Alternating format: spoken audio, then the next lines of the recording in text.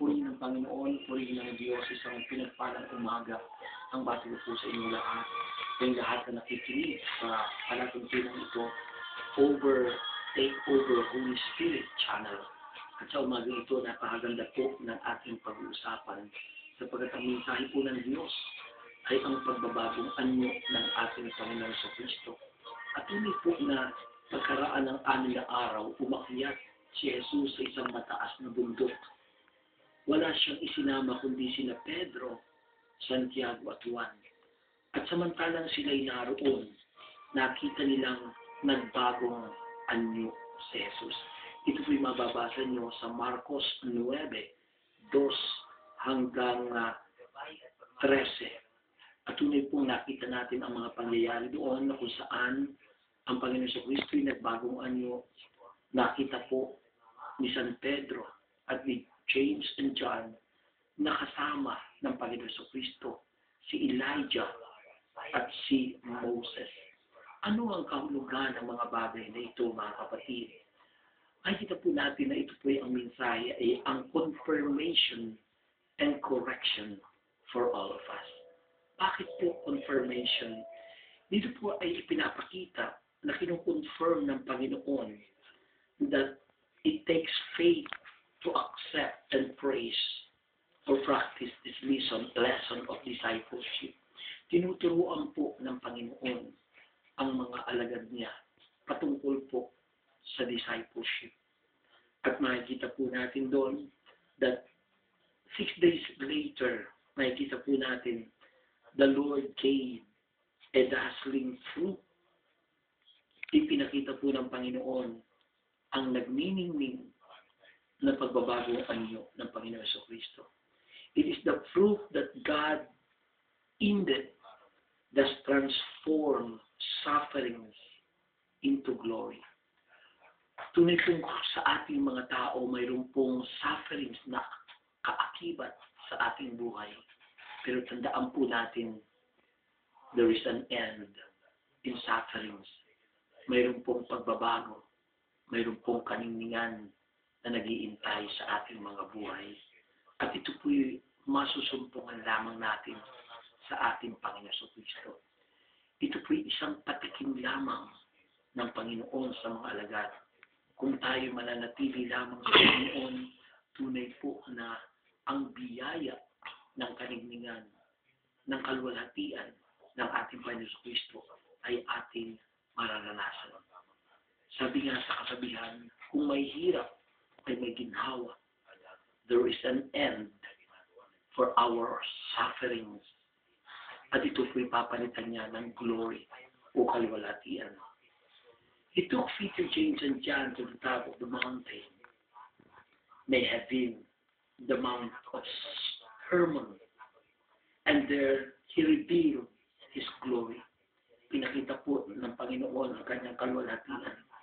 This event was a vivid confirmation of His word, as recorded in Mark chapter 8, verse 38. As well as demonstration, it is the demonstration of the glory of the future of the kingdom. Pagpapakita po ng Panginoon ng kanyang kalwalhatian para po sa nalalapit na pagbibigay sa atin ng kanyang kaharian. The message was clear, brothers and sisters, that the first sufferings, there is first suffering and then the glory. At makikita natin ano pong nire-represent ni Moses. Makikita po natin doon that Moses represented the law and Elijah represented the prophets, both which find their fulfillment in Jesus Christ. Tunay po silang dalawa. Ang buhay natin ay kay Kristo lang natin masusumpungan. Moses had died. Tandaan po natin si Moses ay namatay. And his body was buried. But Elijah had been raptured to heaven. Siya po ay dinala ng Diyos sa langit. And when Jesus returned, brothers and sisters, He will raise the body of the saints who died and will rapture the living saints. Pagdating po ng huling panahon, ay tayo pong lahat ay kanyang kukunin kung tayo may nabubuhay pa. Subalit kung tayo po naman ay namatay na, tayo po ay kanyang muling bubuhayin. In this gospel, there is a correction. Ano po ang correction? From verse 11 to 13. The disciple now understood, na unawaan po ng mga disipulo, that God's plan much better. Higit na mahalaga ang plano ng Diyos. But they were still confused. Why? Because the coming of Elijah to prepare the way for the Messiah. Tunay po na pinangako ng Biblia na babalik si Elijah. And they know the prophecies in Malachi chapter 3 verse 1. And that their teachers expected these prophecies to be fulfilled before the Messiah. And that was already fulfilled, brothers and sisters. Jesus made two facts clear.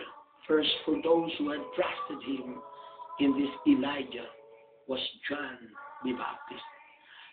It says in the Bible, for John had indeed prepared the way before him. John had denied that he was Elijah come from the dead. But he did minister in the spirit and power of Elijah. Secondly, brothers and sisters, there would be a future coming of Elijah, just as Malachi had predicted before the time of the Great Tribulation.